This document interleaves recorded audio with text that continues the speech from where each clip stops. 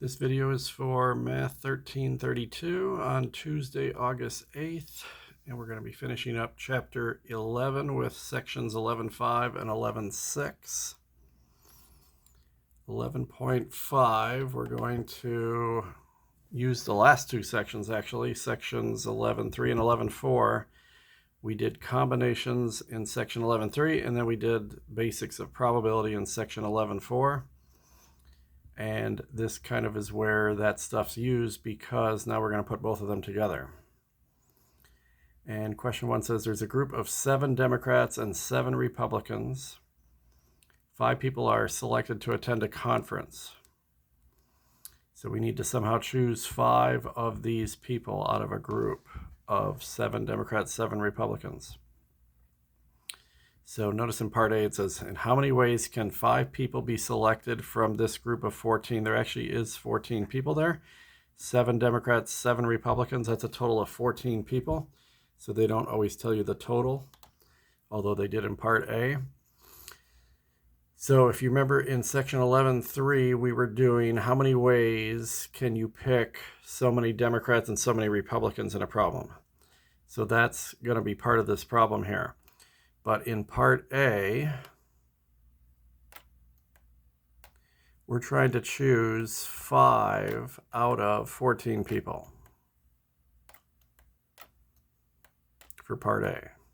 Because what part A is going to be is it's going to be our total for a probability. Remember how in section 11.4 I would always do the total first myself. That's always a good strategy. How many ways can 5 people be selected from this group of 14? I need to pick 5 out of 14 people. If I'm just picking 5 out of 14 people without caring who they are, and order doesn't matter if you're just creating a group or a committee of some kind, this then is 14 combination 5.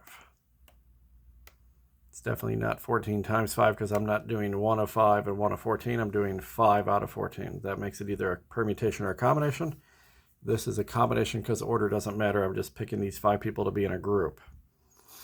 So we can calculate that first. This was kind of what section 11.3 was about.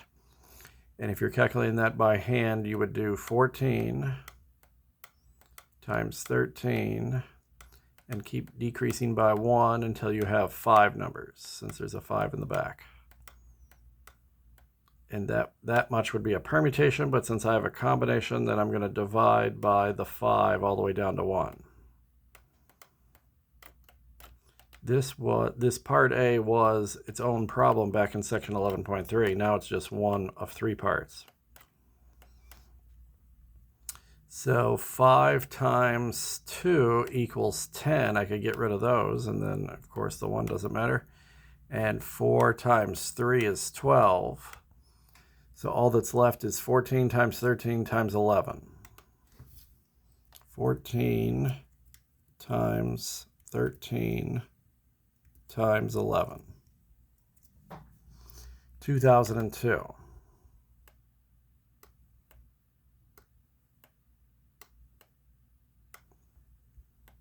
And this used to just be its own answer. Now it's just one of 3 parts. So that's the total involved in a probability problem. Part B is going to be the how many ways can I do it, how many good things can happen to me. How many ways can 5 Republicans be selected from the 7 Republicans?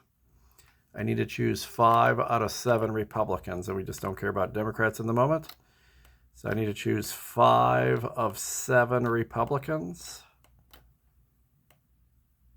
And that's exactly the same thing. That's another combination, and you always put the bigger number first. 7 combination 5. So that would be 7, 6, 5, 4, 3. Stop after 5 numbers. And then divide by 5 all the way down to 1.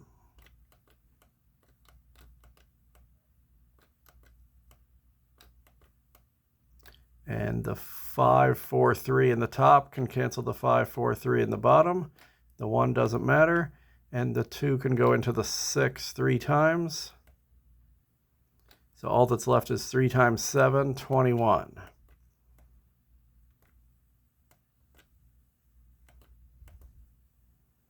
So if you remember in section 11.4, when we do probability, probability is how many good things can happen to you divided by the total. So that's what we're extending this section 11.5 to. Now they're asking for the probability.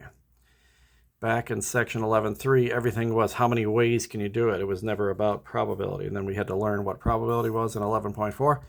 And this is literally probability right here. I did how many total things there are and how many good ones are for me.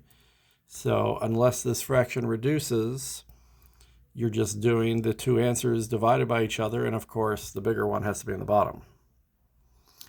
21 does divide by 3 and 7. 2002 does not divide by 3 because 2 plus 0 plus 0 plus 2 is 4. The sum of the numbers has to be divisible by 3. I don't know if 2002 divides by 7. Oh, it does. Okay, so then we have to reduce this fraction. So both 21 and 2002 divide by 7. 21 divided by 7 is 3. And apparently 2002 divided by 7 is 286. So if we don't, it says simplified fraction, we'd have to reduce this. So the bottom should be 286. Just redo it. Okay, so 21 divided by 7 is 3. And then 2002 divided by 7 is 286. So then the answer will reduce to 3 over 286. Okay, but that was a good problem in taking the last two sections and putting them together into one problem. Lottery is the same kind of deal here. In a lottery, we had a problem about a lottery in section 11.3. And it was how many tickets can you buy? How many possible tickets are there? In one lottery, a player wins a jackpot by matching all 5 distinct numbers drawn in any order. See, in any order, that's a combination when you can do it in any order. Order doesn't matter here. A lottery is always a combination anyway. In any order from the white balls numbered 1 through 45 and matching the number on the gold ball 1 through 31. If one ticket is purchased, what's the probability? What's the probability? See, it's not how many ways. When we did this in section 11.3, it was how many ways can you buy a ticket? That was in essence the total of a probability question. So what is the probability of winning this? You're buying one ticket. So we need to find how many ways can this be done, which will be what we did back in section 11.3. And once we get that'll be the total of our probability. That'll be the denominator. And then how many good tickets are for us will be the numerator. So there were 45 balls, and you need to pick 5 of those. So I got to pick 5 out of 45 balls in the main part of the lottery. And order does not matter in a lottery, as we've said a few times. So 45 combination 5. This is how many ways to pick those 45 balls first. And it's just a coincidence we keep getting 5 for the second number, but that's why we're going to do 5 numbers here.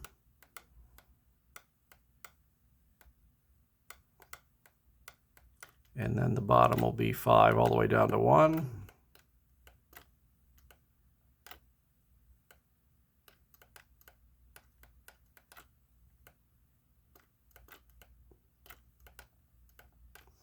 So 5 can go into 45 9 times. 4 can go into 44 11 times. 3 can go into, it can divide into 42 because 4 plus 2 is 6. So I could divide it into 42, or I could divide it into the 9 and then just make that 3. That's a little easier to do in your head. And then I could leave the 2 to go into 42 21 times. But I could have divided the 3 into 42 if I wanted to. And the 1 doesn't matter. So I got rid of the whole denominator. All that's left is 41, 21, 43, 11, and 3.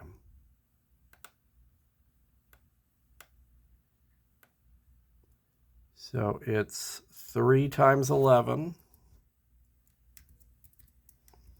times 43 times 21 times 41. So a little over 1 million. There's 1,221,759 ways to pick 5 out of those 45 numbers. Now, lotteries used to just do this. They used to have so many balls in there, and you picked 5 or 6 of them, whatever the game asked you to do, and then you tried to match them up. And even though it's hard to win the lottery, the people would win on occasion because enough people are playing, and somebody would eventually hit the winning combination. And jackpots sometimes would get high, but not like they do today. Now we got like the Mega Millions currently is like 1.3 billion. So they started making lotteries harder to win just so that the jackpots grow higher. Because when the jackpots get higher, more people play, and then they keep half of the money that's played in the lottery to do things like build roads and pay for schools and things. So it's used by the government. So many of the lotteries now do this, where you play the main part of the lottery, and then you have to pick like the fireball or that extra ball at the end. So here's what this lottery is doing: is after you get, it's hard enough to do this first part, but then you also have, if you want to win the jackpot, you have to pick a 1 through 31 as well. But you just do that one time. It's that last number at the end. They usually color it a different color than the other ones, so you know that that's the special ball that you also have to get right. This is just adding more combinations, more ways to win the game. So, but it is an and. You have to do this first, and then you have to pick 1 out of 31 successfully. Well, you can still do a combination for that. 31 combination 1. But remember, if a combination ends with a 1, the answer is whatever the front number is. So that's 31. So I have a little more than a million ways to do this. There's only 31 ways to do that, but it's an and. Ands are when you multiply. So if I take my 1 million answer and multiply by 31, see, this makes it 31 times as hard to win. So it went from 1 million ways to buy tickets to suddenly 37 million ways. That's why they add that Powerball at the end. Have you ever heard that? How the Powerball has, you have to pick the Powerball at the end. So 37 million, 874,000.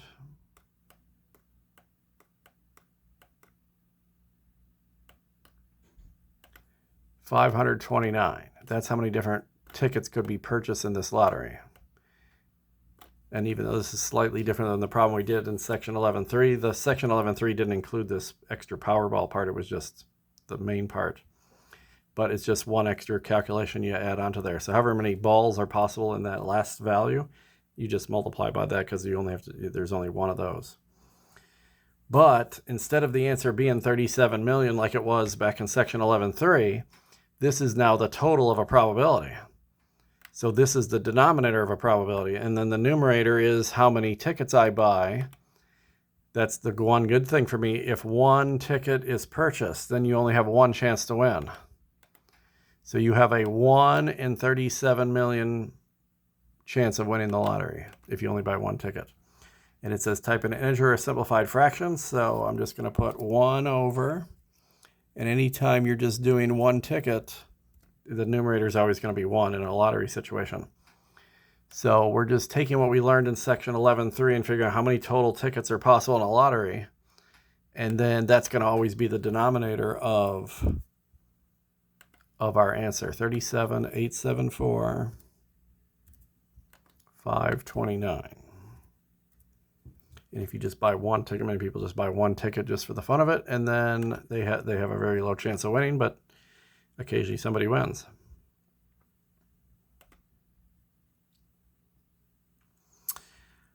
Okay, so a box contains 14 transistors, 5 of which are defective. If 5 are selected at random, find the probability of the statements below. Okay, so this one, we're going to see this on a couple of problems where you have two things that can happen, like Democrats and Republicans, or males and females, or adults and children. So what I like to do is I have my total here. The total is 14. There's a total of 14 transistors. And this is getting broken down into two things.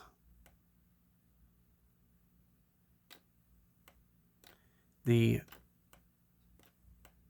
objects are either defective or they're not. They always tell you how many are defective or whatever the problem's about, like how many are Republican, how many of them are adults, something like that. So there's 14 transistors, 5 of them are defective. So they care about that because they want to fix the ones that are bad, but 5 are defective. Well, they don't tell you how many are not defective because they figure you can decide that yourself pretty quickly. If there's 14 total and 5 are defective, then you just subtract that to figure out how many are not defective. So this is 9 because it was actually 14 minus 5. Okay, then you're going to take a sample of them. You're going to take so many of them. This is how many you're choosing. 5 are selected at random. There's your sample right there. You're sampling 5 of these. This is what they do when they make computers or cars or any electronic devices, phones. They don't have time to check every single one of them to make sure they all work. So what they do, they're running by on the conveyor belt, and then they just pick 5 out of 14 arbitrarily. And they check these 5. If these 5 are all good, then they can assume most of them are good. If there's problems with these 5, then there's problems probably with the rest of them too. So that's a job people have sometimes, just quality control, they call that. So we want, in part A, we want all our defective. So out of our sample of 5, we want them all to be defective. So that means the defectives would be 5 as well. And then the ones that are not defective is literally 5 minus 5, which is 0. They never tell you the nots, you just subtract to figure that out.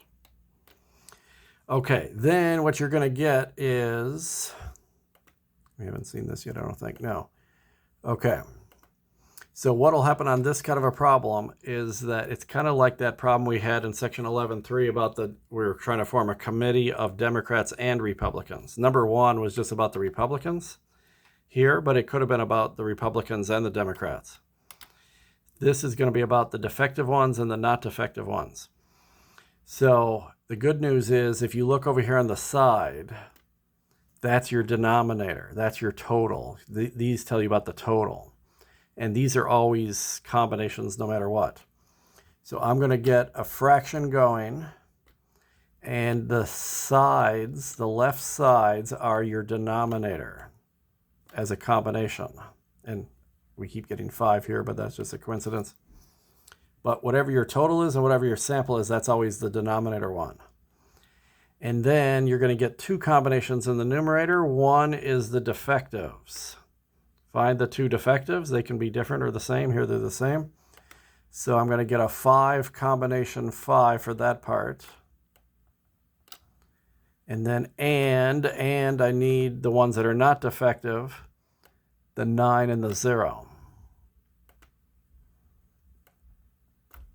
And the numerator of this numerator part right here, that's what we did in section 11.3 when there was a problem about Democrats and Republicans. We took how many Democrats there were and how many we were choosing, and then how many Republicans and how many we were choosing, and we just multiplied them together. We were getting how many good cases there were back then, actually. So if a combination has the same number in both slots, it's equal to 1. If a combination or a permutation ends in 0, the answer is 1. So the numerator is 1. 1 times 1.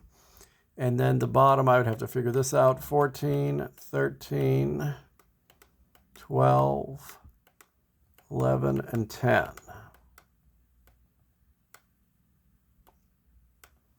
And then the bottom would be 5, 4, 3, 2, 1.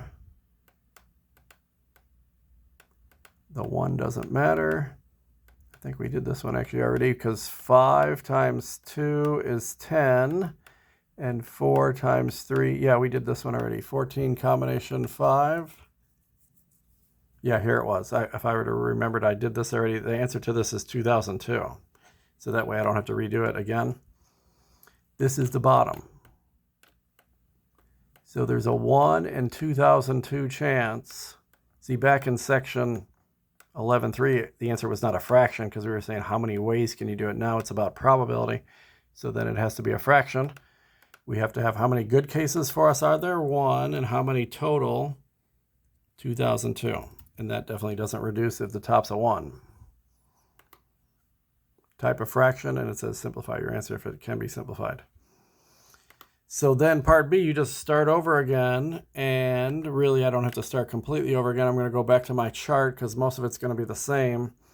The only difference in part B is now you want no defectives. Here we wanted 5 defectives. Now we want this to be 0. That's if you're the builder of these things, you don't want them to be defective. You want them to work and to sell them to people. So you're actually hoping that none of them are defective. But if none of them are defective, then 5 minus 0 makes this a 5. So this is all that's changing. The rest of the problem, I still have 14 total transistors. I'm selecting 5 of them. And then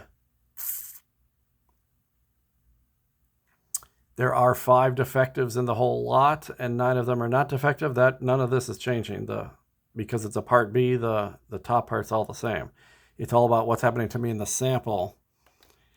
In the sample, I'm trying to select 5 at random in my sample, and I first wanted all 5 to be defective. Now I want none of them to be defective. So it's just the sampling part down here that's changing. So you're still going to have this 14 combination 5 for the denominator. And we know that's 2002 because we calculated it already.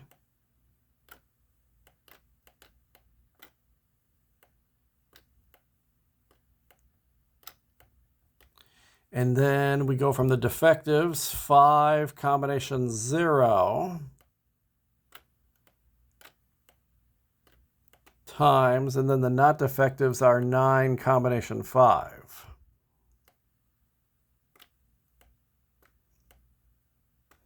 So one thing too that helps on these is if you look, when you have these 3 combinations where there's 2 in the top and 1 in the bottom, notice that the 2 front numbers up here, 9 and 5, that adds up to this front number 14.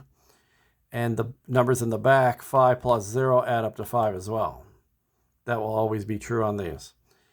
And this one was 5 combination 5. Now it's switched to 5 combination 0. This one was 9 combination 0, and it switched to 9 combination 5. But 5 plus 9 is still 14. And 0 plus 5 is still 5. That part never changes. And I have a 5 combination 0 here, so that's definitely a 1. Anything combination 0 is 1. But 9 combination 5, that's not 1. That one, we'd have to figure that one out. So 9 combination 5, you would do 9, 8, 7, 6, 5. Stop after 5 numbers. And then 5, 4, 3, 2, and 1. Well, 5 can cancel 5. 3 times 2 is 6. The 1 doesn't matter. 4 can go into 8 twice. So we only have 9 times 2 times 7 left. 9 times 2 times 7. There's 126 ways to do that.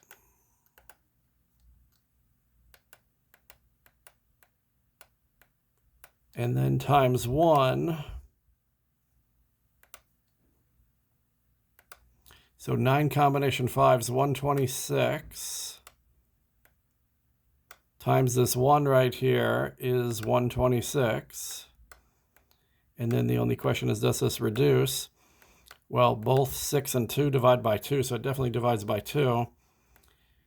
12 divided by 2 is 6. 6 divided by 2 is 3. And 2002 divided by 2 is 1001. 1001 does not divide by 3 or any multiple of 3 because 1 plus 0 plus 0 plus 1 is 2. 63 divides by 3. It divides by 7 and 9. So maybe does 1001 divide by 7? That would be about the only way it's going to reduce. It does. Okay. So there is no test for 7. You just literally have to do it and see if it divides by 7. Both of those divide by 7. So notice I divided by 2 first, then I divided by 7. That means these two divided by 14, but it would be really hard to know that. So 63 divided by 7 is 9. And 1,000 divided by 7 is 143. And 9 only divides by 3 and 9. 143 does not divide by 3 because 1 plus 4 plus 3 is 8. And if you don't divide by 3, you won't divide by 9 either. So 9 over 143 is what this reduces to. 9 divided by 143. So some of these problems are hard enough as they are, and then they get these ones where they make you reduce very large fractions. That can be hard too. Okay, this is really the same problem, except it's Democrats and Republicans instead of defectives and not defectives. So we've got a city council consists of 8 Democrats and 6 Republicans.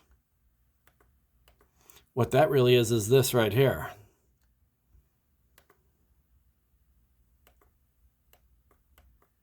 There's 8 Democrats and 6 Republicans. So just like problem number 1, they're not telling you the total like they usually do, but we can add that together to get the total. So the total is 14. There's 14 total people. 6 are Republican, 8 are Democrat. But there's my total 14. And then I'm going to pick so many in a sample of some kind. I want them to go to a committee or a group, and that's why it's also a combination. So we need to pick so many of them. If a committee of 7 people is selected, see, there's my sample size. I need 7 of these 14 to go into a committee. Committees are always combinations too. And then in the committee, some of them are going to be Democrat, some of them are going to be Republican. Or like in problem 1, they only cared about the Republicans. But here it says, find the probability of getting 3 Democrats and 4 Republicans. 3 Democrats, 4 Republicans. And notice 3 plus 4 adds up to 7 too. See, normally you know the 7 and you know the 3 and you subtract those to get the 4. But if you know these two, you can add them to get the 7. Okay, so if I group the side totals together, 14 and 7, that's the denominator combination.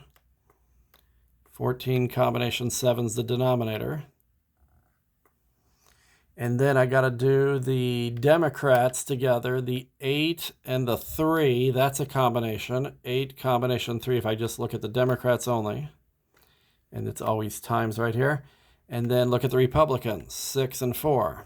And we know the bigger number always goes first no matter what in a combination. So that's why I like to make this little chart here, because then it's very easy to fill this out. But notice 8 and 6 in the front. 8 and 6 in the front is 14. And in the back, 3 plus 4, that's 7. That's a double check. I always make sure that's true. None of these 3 are easy. None of them just, I don't know the answer to any of them right off the bat. We're just going to have to calculate them all. So 8 combination 3. 8 combination 3, you would do 8, 7, 6. Stop after 3 numbers. So you notice we're not doing 5 this time. And then 3, 2, 1. And 3 times 2 is 6. The 1 doesn't matter, so it's 8 times 7, that's 56. That's the first of the 3 combinations. This one's 56 right here. I'll put it down here, 56. Now I'm going to do 6 combination 4. 6 combination 4, do 6, 5, 4, 3. Stop after 4 numbers. And then 4, 3, 2, and 1. And of course, 4 times 3 can cancel 4 times 3. 2 can go into 6 3 times. The 1 doesn't matter. 3 times 5 is 15. See, at least none of these are hard to calculate. 15. That's the second numerator number. And then finally, 14 combination 7. So 14, 13, do 7 numbers from 14. So 1, 2, 3, 4, 5, 6, 7. 7 all the way down to 1.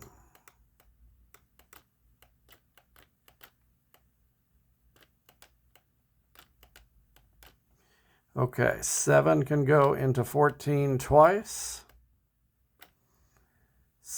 6 could go into 12 twice. I could even do something like, I could have done 4 times 3 is 12 if I wanted to, or 5 times 2 is 10. Well, let's do that. 5 times 2 is 10. 4 can go into 8 twice. 3 can go into 9 3 times. And the 1 doesn't matter. So you can always cancel the entire denominator. All that's left is 2 times 13 times 2 times 11 times 3 times 2.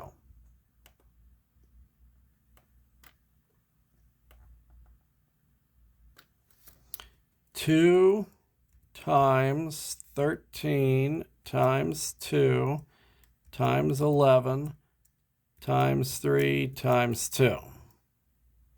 This is your grand total, 34, 32. 34, 32.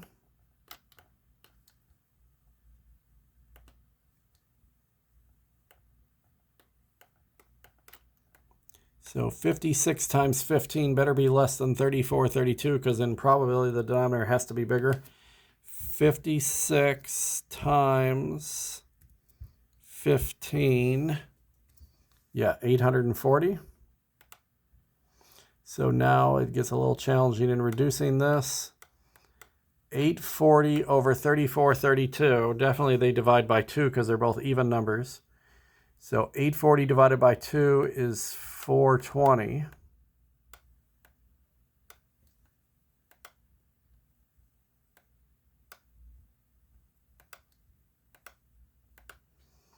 And if I take 34, 32 and divide by 2, 2 may not be the biggest number they divide by, but I always just start with something that I definitely know they divide by.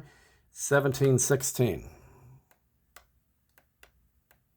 They're both even numbers again, so that means they both divide by 2 again. 420 divided by 2 is 210. I'm going to come over here in case I need more room. 420 divided by 2 is 210. 1716 definitely divides by 2 because 16 is an even number. 858. Well, they're still even numbers, so they divide by 2 again. Half of 210 is 105. Half of 858 is 429. So now they don't divide by 2 anymore. And now it gets a little challenging. They don't divide by any even numbers, so you can eliminate 2, 4, 6, 8, 10, any even numbers out. Only numbers that are even divide by even numbers. The check for 3 is you add them all up and see if they are multiples of 3. 1 plus 0 plus 5 is 6. 6 divides by 3. 4 plus 2 is 6. 6 plus 9 is 15. That divides by 3. So these both divide by 3 now. 105 divided by 3 is 35. Now at least we're getting smaller numbers. 35. 429 divided by 3 is 143. 35 only divides by 5 and 7. And this definitely doesn't divide by 5 if it ends with a 3. Does it divide by 7? There is no easy check for 7. You just have to try it and see if it works. No, it didn't work. So this should be the end then. 35 over 143. I ended up dividing by 2 3 different times and then 3 once. That means the original number could have divided by 24, but it would be really hard to know that. So 35 divided by 143.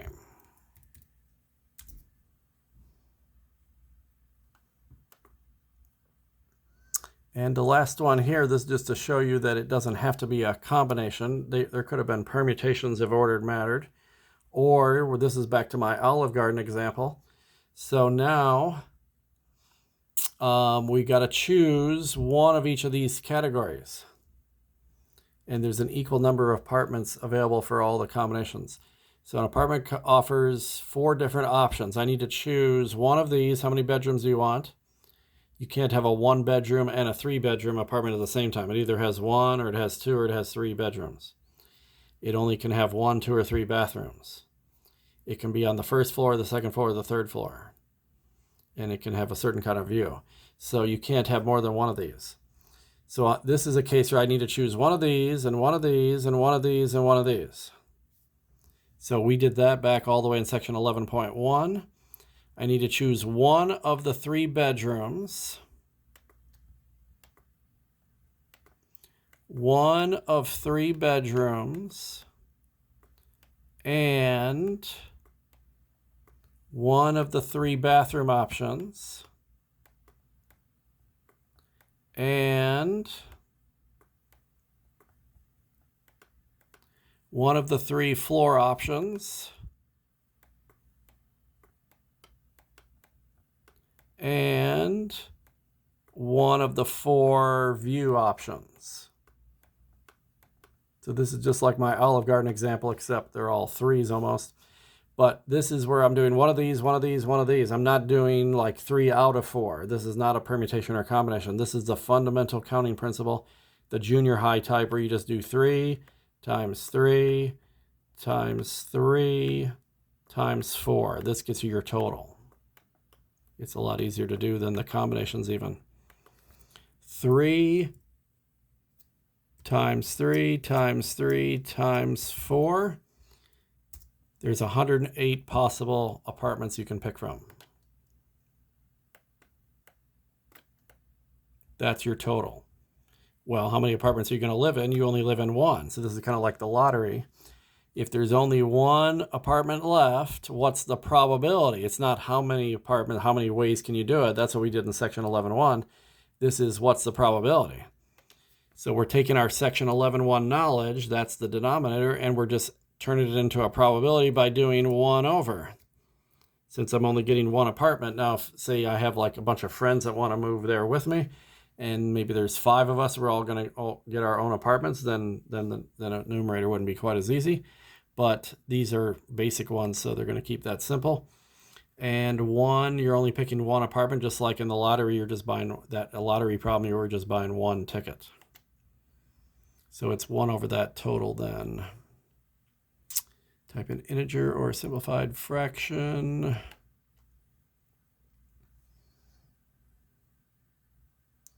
Three bedrooms, 1 bath, 2nd floor, and oh, I missed this part right here. Okay. So, and I didn't even read this. I just assumed they wanted 1 of each one, but it says a golf course or a lake view. So really what's happening is you're choosing, you can have 2 of these 4. So we hadn't seen an example like this yet, but it's actually changing this to any 2 of these 4. So what ends up happening is 2 out of 4 for that last one times 4. You want 2 out of these 4 actually. So that's a combination on its own. We'd have to do a combination for this part because it's not 1 of. 1 of, 1 of, 1 of. If this had been 1 of, then this is what you'd do. But as soon as it's not 1 of, then it turns into a permutation or combination. And here order doesn't matter, so I just want 1 or the other.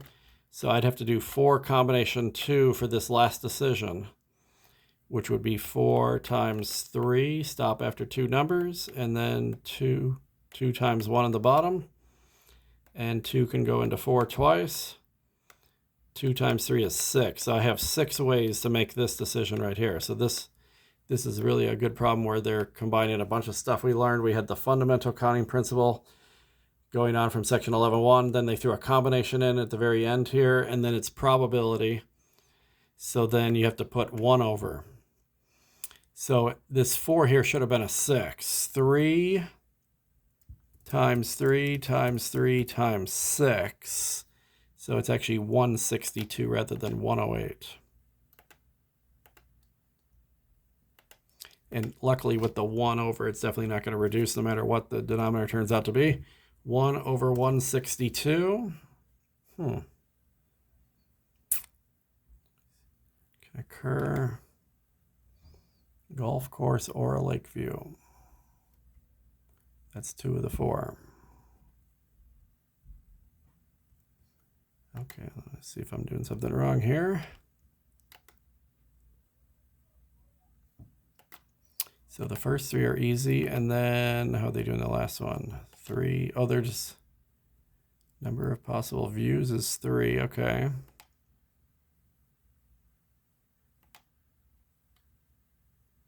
There's a 2-room combination.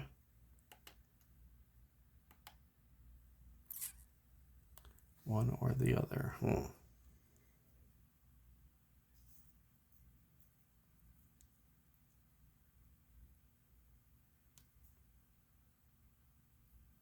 Okay, so here's what could be happening. Okay, go back to what I did first. You see the 3 times 3 times 3 times 4. That was 108. That was if, say, you picked, maybe you have to do these separately. So I need to pick one of these 4 if I want a golf course view. If this had just said golf course only, then that would have been times 4. So that's how you do one of them, is say, okay, can I get a golf course view? There's 108 ways to do that. So that's 1 over 108. Then you just kind of start over again and do it again. Ors typically mean adding things. So then you would add, and then you just do this again. So then you say, I need one of these 3, and I need one of these 3, and I need one of these 3. But now I want one of the 4 final options in a different way, because now I want the lake view.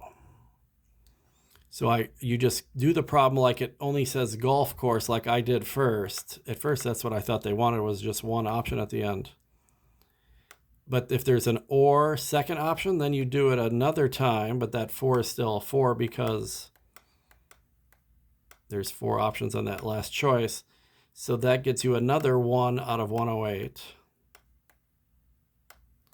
And this would add up to 2 out of 108. And then, of course, both of those divide by 2. So 2 divided by 2 is 1. 108 divided by 2 is 54. So I was wrong. It doesn't involve a combination on that last part. Okay. So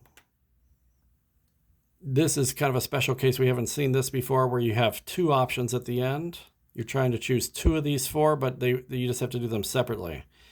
So do one of the 3 bedrooms, one of the 3 bathrooms, one of the floors, and one of the 4 options to get a golf course. Figure that out first. That's what I did first. That's 108. And then you're choosing a second of these 4. It's always going to be the same calculation twice when there's an or. So, but it's kind of like you're starting over again and saying, okay, I want to choose one of the 3 bedrooms, one of the 3 bathrooms, one of the 3 floors, and then I want one of the 4 views, but this time it's a different view, a lake view. So you end up doing this. Forget the 6, that was wrong. Do this like I first did, but then you just do it again because you're picking a second option. The or means I can take this or that, and I don't really care which one, as long as I get one or the other. And when I do the first one, there's 108 ways. When I do the second one, there's 108. So that creates 2 108 probabilities, and you just add them together. So there is section 11.5. Notice there were only 5 problems because each one of these takes a while. Let me save that. We'll continue our magic word of the day this week. This magic word is going to be for Tuesday, August 8th. Let's do Memphis. Send me an email for Tuesday, August 8th, and the magic word is Memphis. Okay, we have one last section here in Chapter 11, Section 11.6.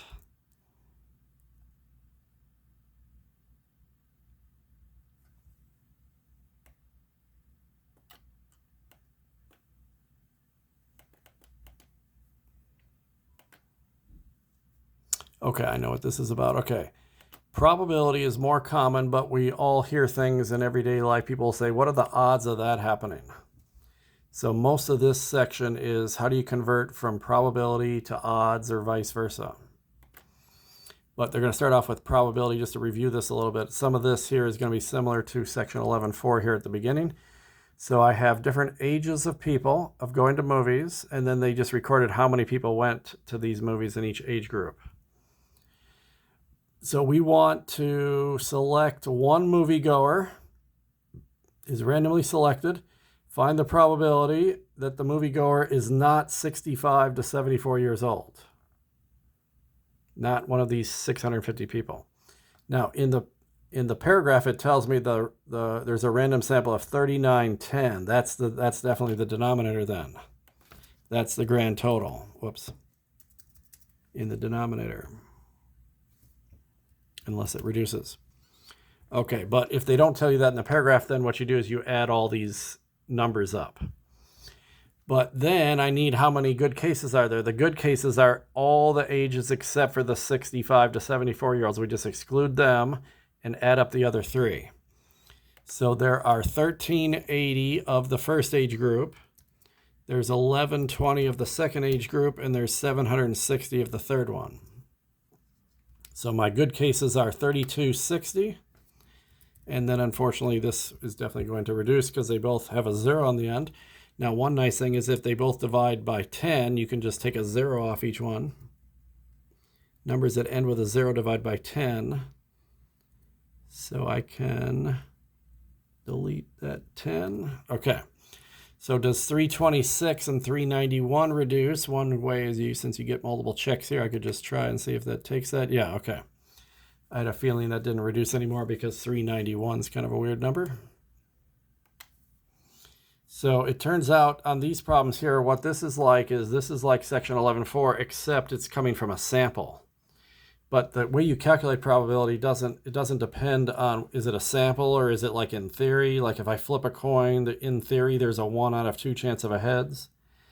But what if I actually flip it twice? I might not get 2 heads. So this is more what happens in practice if I just do a sample. So again, I've got a total here that's different than the last time. Now the grand total is 3740. They typically will do that. They'll change the total each time you do a similar one. And now we want somebody whose age is less than 65. Well, that's going to turn out to be the same calculation because that's the same thing as saying don't give me people that are 65 to 74 years old since there's nobody over 74. So once again, I just have to add the first three. 1200 plus 1270 plus 870. 3340. Both of those definitely divide by 10, so I can take a 0 off each one. Now, those both divide by 2 for sure because they're even numbers. So 334 divided by 2 is 167 for the top.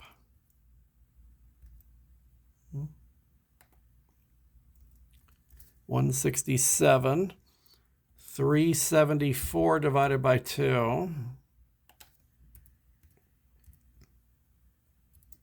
187.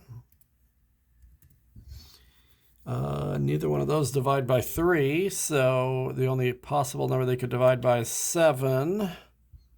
Does this divide by 7? No. So then this should be at 167 divided by 187.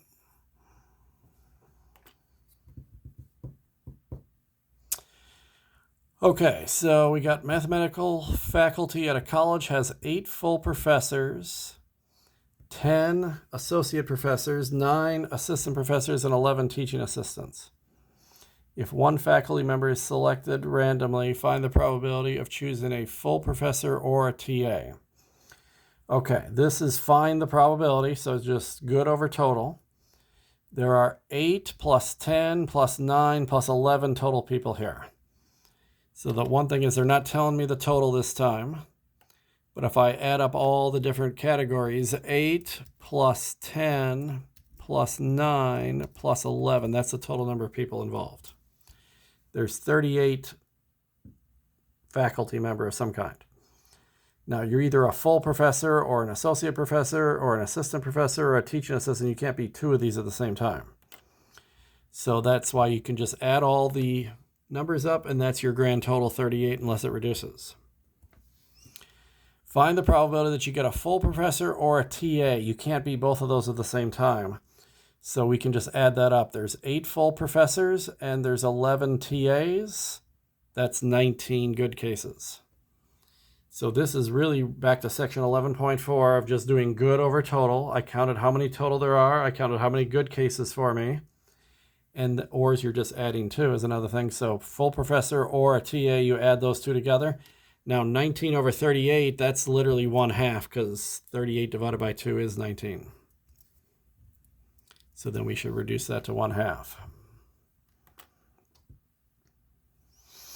A single 6-sided die is rolled. Find the probability of an odd number or a number less than 4. Now, the previous problem in that or, you couldn't be both a full professor and a TA at the same time. It was one or the other. But sometimes you can be both items at the same time.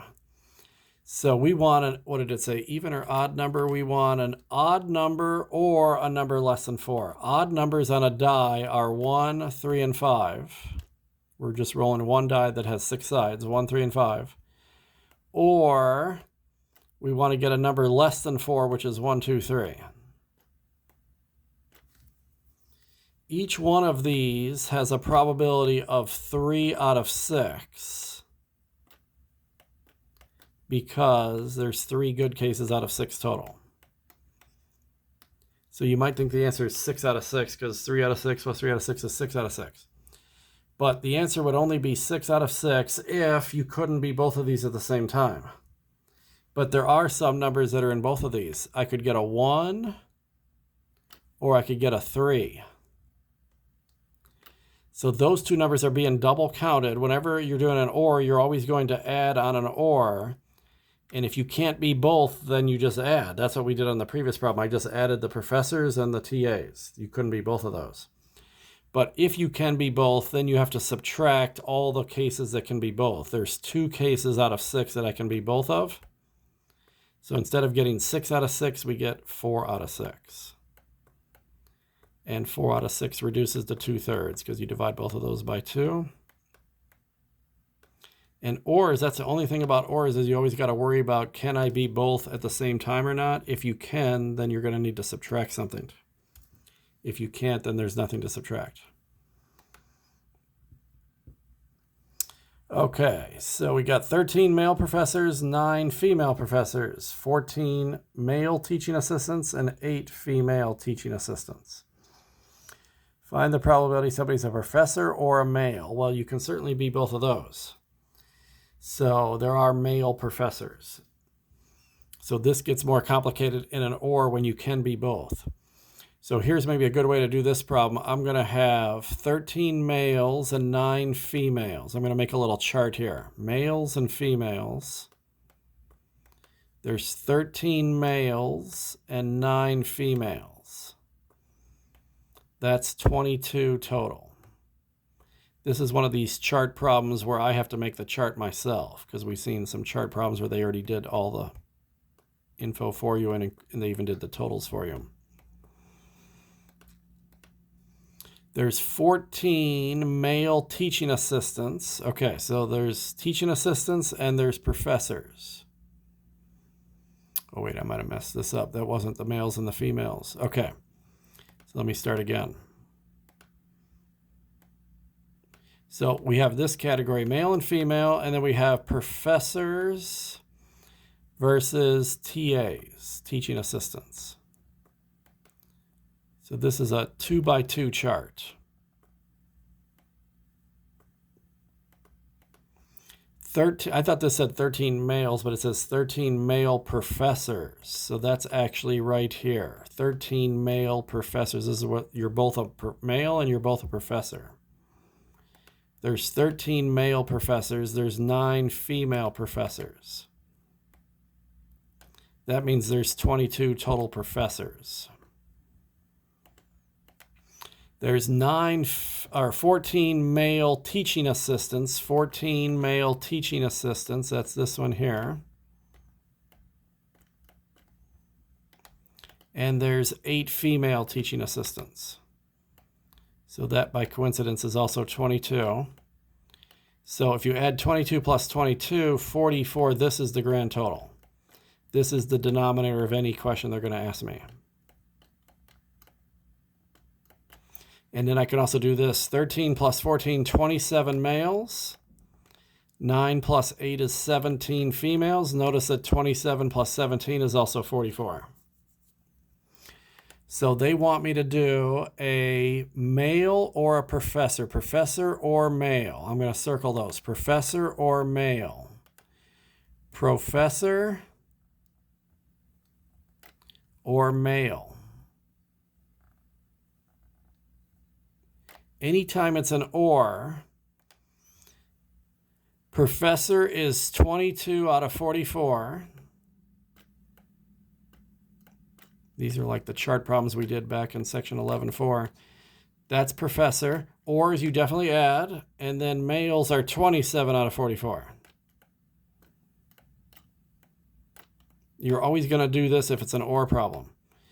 If you cannot be both at the same time, then this is all you do. You add it up and you're done, unless it reduces.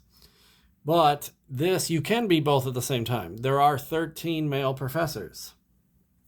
And in fact, I better be subtracting something here, because if I didn't subtract anything, 22 plus 27 is 49. There's no way the top of the fraction can be bigger than the bottom. That's completely impossible in probability.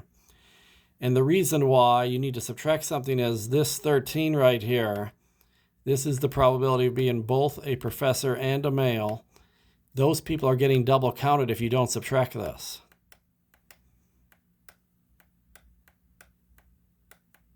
So this 49, as soon as I subtract 13, it becomes 36. Notice that's a possible answer because the top's smaller now.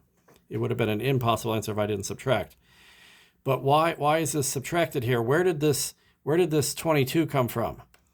This 22 came from 13 plus 9. That's how you got 22. Where did this 27 come from? That was 13 plus 14. Well, you double counted these. See how there's 2 checks here on the 13? You double counted those 13 people. That's why you need to subtract that. So it would have been 36 out of 44. But those both divide by 4. They divide by 2 if you want to do it slower, but I'll do 4 this time. 36 divided by 4 is 9.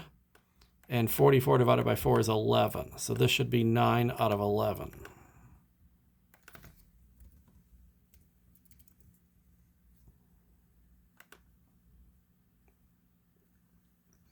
Okay, this is the same kind of problem it looks like. There's a class of 60 students. This one's a little different. This is what I thought was happening in the other one.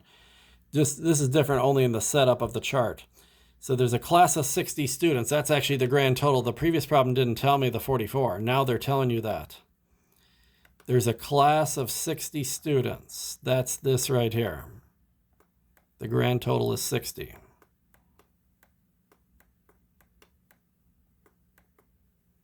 There's a class of 60 students, 31 are Democrats. So Democrats or not. I guess not could be Republican, or maybe it just means like anybody else. Republican, independents, swing voters, whatever. 31 Democrats. That's the end of this row right here. But it doesn't tell me how many are not, but just like that other problem about the defective ones, the 31 plus something has to be 60. So if I do 60 minus 31, then I can figure out that blank spot, which is 29. And that way, these two add up to 60. So there's 31 Democrats, 29 that are not Democrat. That's a total of 60 people. There are 19 business majors. 19 business majors. Whoops. So you're either a business major or not. There's 19 business majors. That's down here. Well, same deal. 60 minus 19 must be how many are not a business major? 41. That way, these two add up to 60. And then they need to tell me one of the inside parts so that I can figure the other ones out. 12 of the business majors are Democrats. 12 of the business majors are Democrats. That's this right here where these two meet each other. It's like the male professors of the last problem. So by telling you this much, you can figure out the rest of the blanks. Because 12 plus something has to be 19. So 19 minus 12 is how many are in that slot? 7. And likewise, 12 plus something has to be 31. So 31 minus 12, there are 19 that are Democrat but not a business major. And then likewise here, 7 plus something has to be 29. So 29 minus 7 is 22. This is how many are not Democrat and not a business major. So I had to fill the chart out myself first, and then now they want this, Democrat or business major. Now this is the same as the previous problem. Democrat or business major, circle those two. Democrat or business major, they crisscross. See, if the two circles crisscross, that's when you have to subtract something. So do the Democrats first. That's 31 over the total. Democrats are 31 over 60. Democrat or is adding. Business major is 19 over 60. Now here, if you add 31 plus 19, that's 50, so that you might not think there's anything to subtract then, but anytime these crisscross, this is what you're subtracting. I need to subtract the 12 out of 60 because they got double counted. The 31 came from 12 plus 19. The 19 came from 12 plus 7. You double counted these 12 people. That's why you need to subtract 12.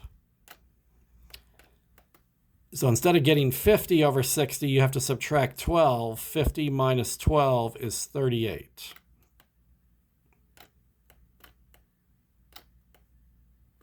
Those definitely divide by 2. Half of 38 is 19. Half of 60 is 30. I don't think that reduces anymore because 19 is a prime number. So 19 divided by 30.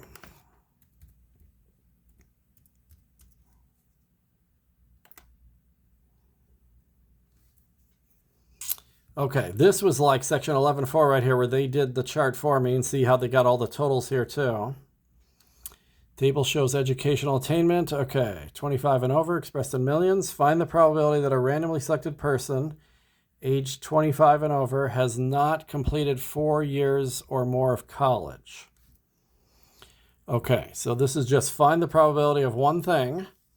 The answer is definitely going to be over 169 before any possible reducing.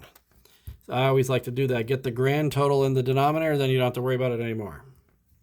The grand total is always this bottom right corner if the totals are done for you, or in the previous couple of problems I had to do them myself. But okay, so we're looking for somebody who has not completed 4 years of college or more.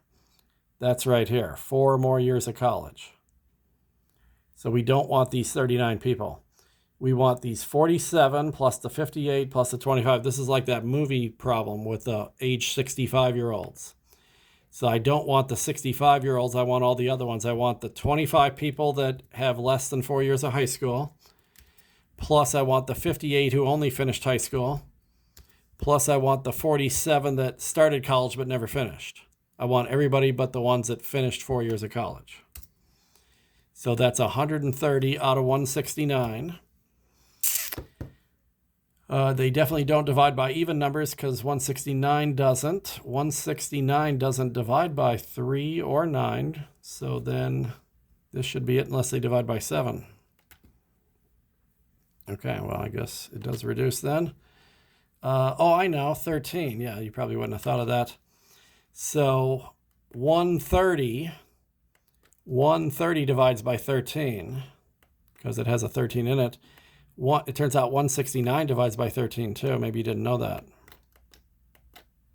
I usually try to reduce these by single digit numbers, but sometimes they go in the double digits. So 130 divided by 13 is literally 10, because 10 times 13 is 130. And it turns out 13 times 13 is 169, so that's why this is 10 over 13.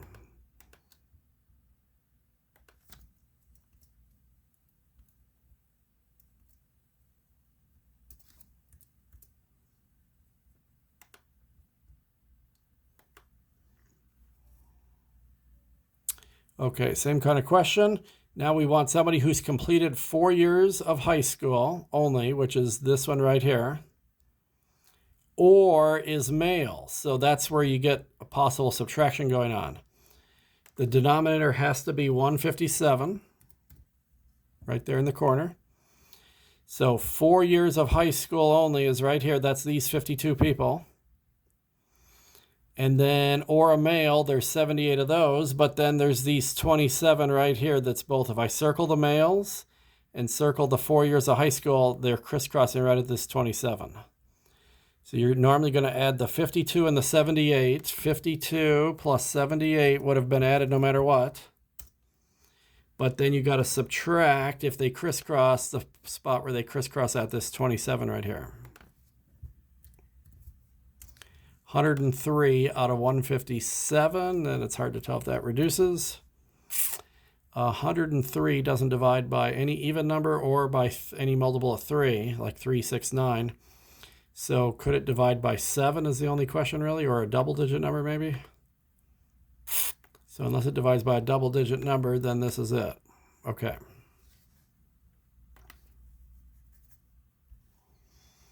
Okay, so the last thing for the remaining problems is we're switching to what are called the odds of something occurring. The odds, not the probability. But odds are similar to probability. So what I'm going to do is the probability first. So they want me to do the odds in favor of selecting a member of the population with 4 or more years of college. 4 or more is right here. If I was doing probability, it would be good over total, and this is just a single probability. This is not an or. So I just want people with 4 or more years of college. There is a word or in there, but that's inside the category. We're talking about these 47 people right here. So that part of it is something we did in section 11.4. If you want the probability of 4+ years of college, this is just a single basic probability where I'm doing 47 over 174.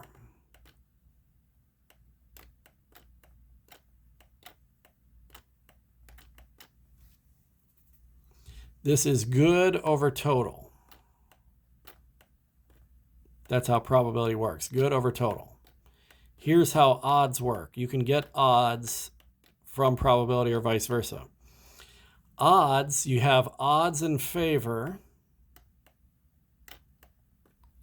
or you can do odds against.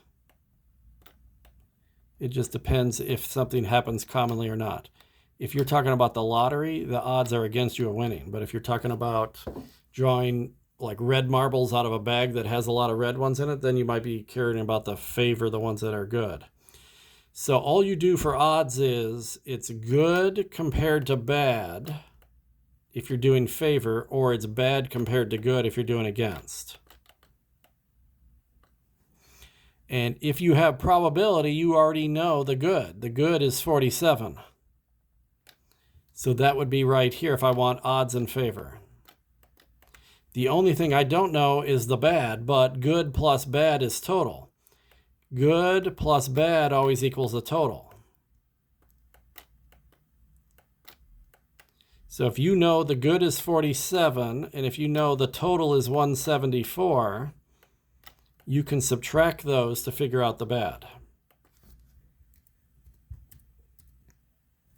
174 minus 47. Remember these numbers right?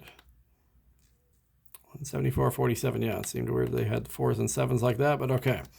So there are 127 bad cases.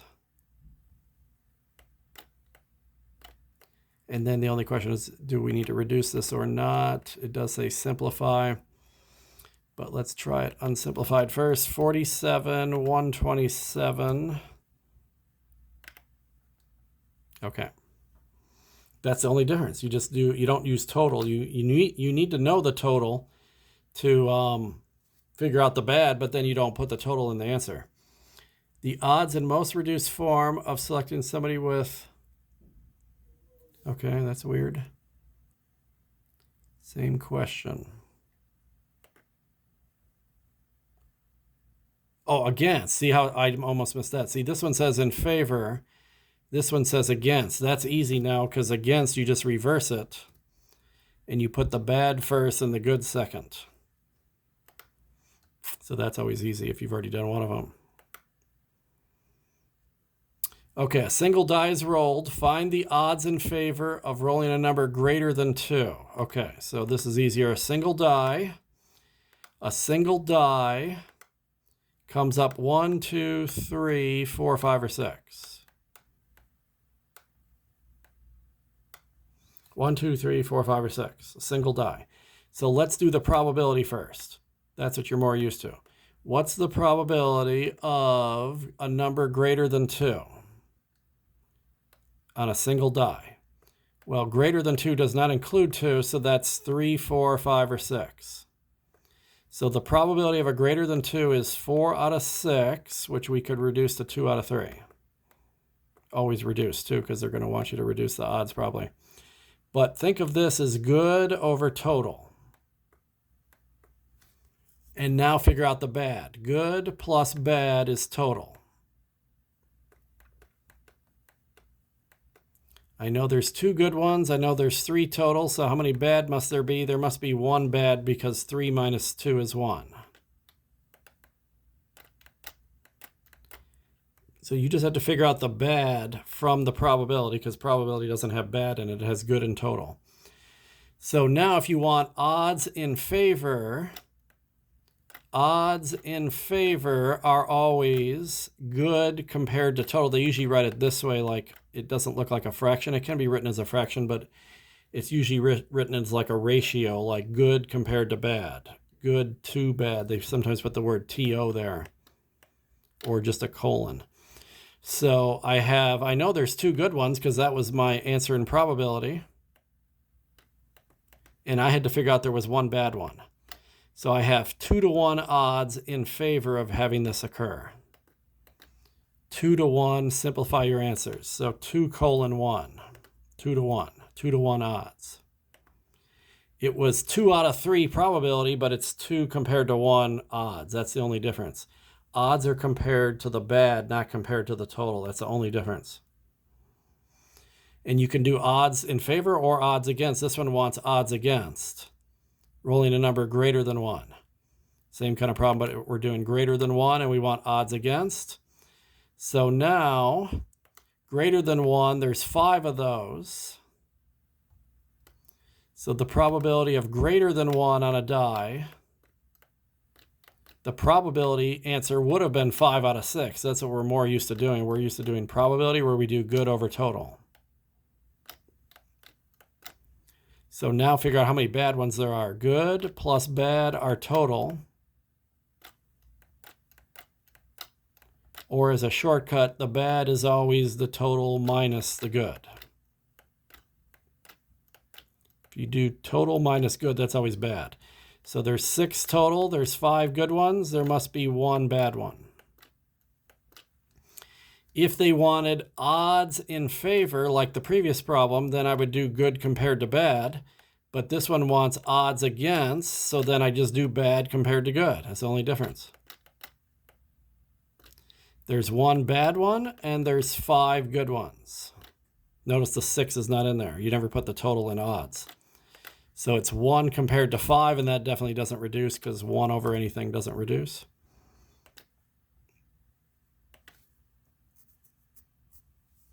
Odds against. Okay, so we have a raffle. We'll receive a 21-foot boat. There's 3,000 raffle tickets. You purchased 20 of them. What are the odds against you winning the boat? So your probability of winning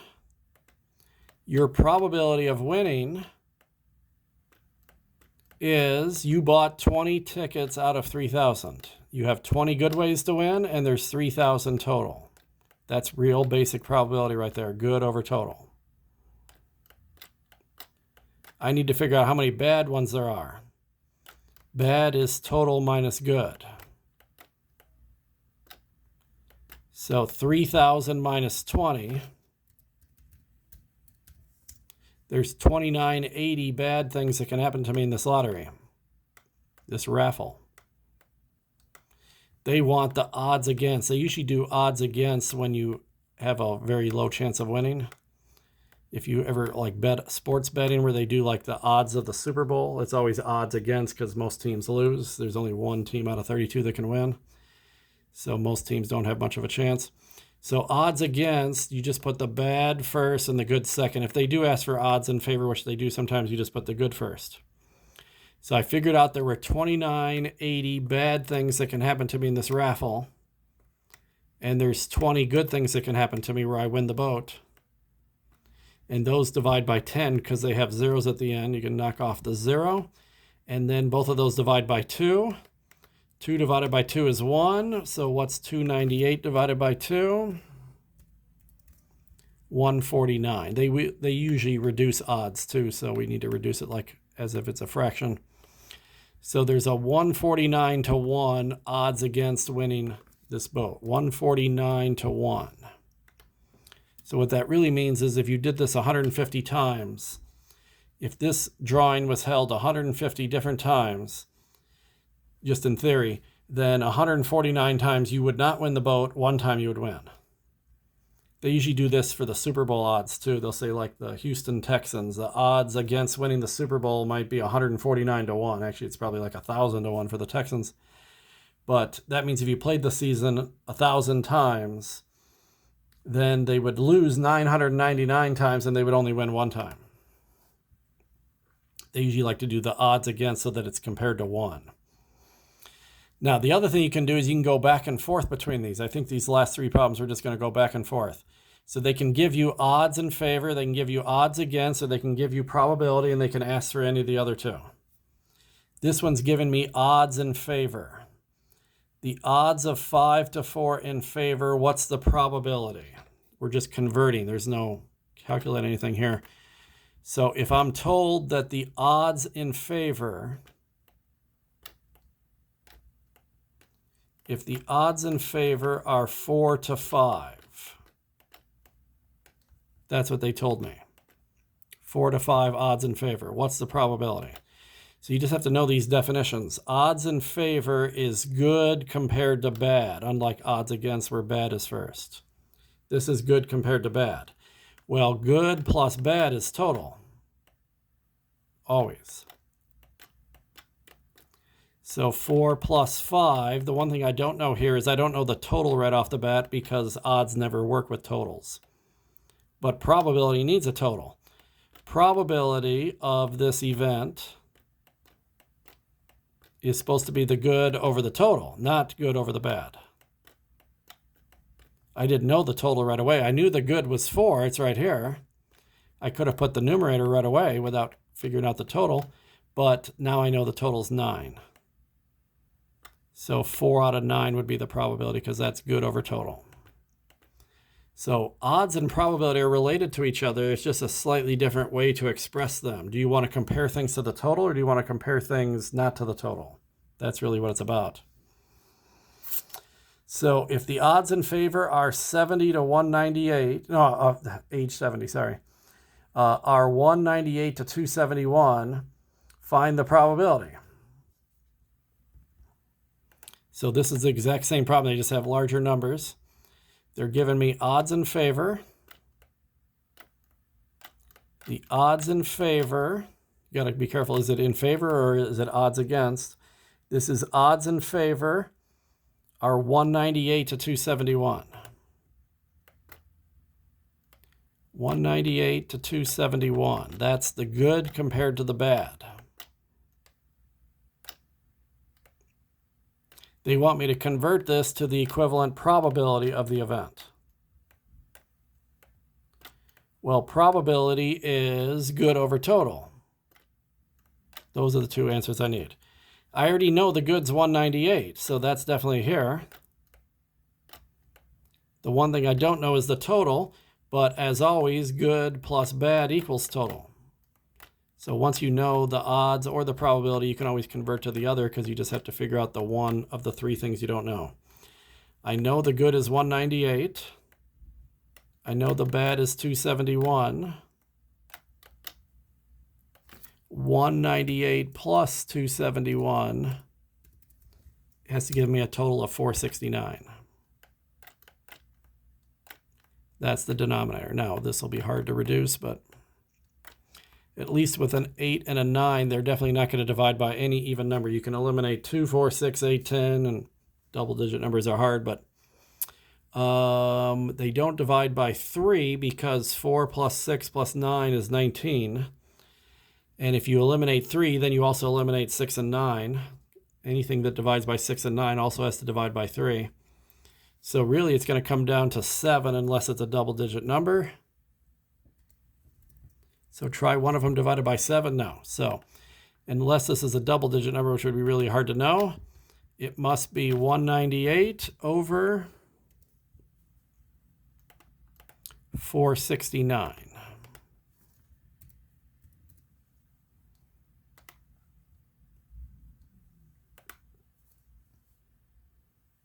Okay, explain how to find the probability of an event not occurring. We had a couple of these. That one were in the movie theater. They did not want, they said find somebody who's not 65 or older. Or we had that other one that said find somebody who's not 4 years of high school or 4 years of college, whatever it was. Another way to find the not of something happening in probability is to do 1 minus it. That's kind of what I'm doing with my good, bad, and total. If I know the good and the total, I can figure out the bad by doing 1 minus. The bad is not something occurring. So if you do 1 minus that it does occur, then that is the way to find something not happening. So that's just a definition. That's a shortcut that helps sometimes. Okay, give an example. Okay, so if the probability it will rain today is 0.75, then the probability it will not rain is 0.25. Yeah, that's it right there. Because 1 minus 0.75 is 0.25. It doesn't stay the same, so it's definitely not these two. And 1 minus 0.54 is not 0.64. That would be 0.46, so that's a mistake there. So if you happen to know a probability as a decimal or even a fraction, if you do 1 minus it, that's the probability that it doesn't happen. Okay, so we got 100 now on this. Save. And we got both of these sections finished now. 11.3 and, 11.5 and 11.6 are now done. And we are done with chapter 11. So Wednesday, August 9th, we're going to be doing 12.1 and 12.2. And then Thursday, August 10th, we'll finish up learning new material with sections 12.3 and 12.4.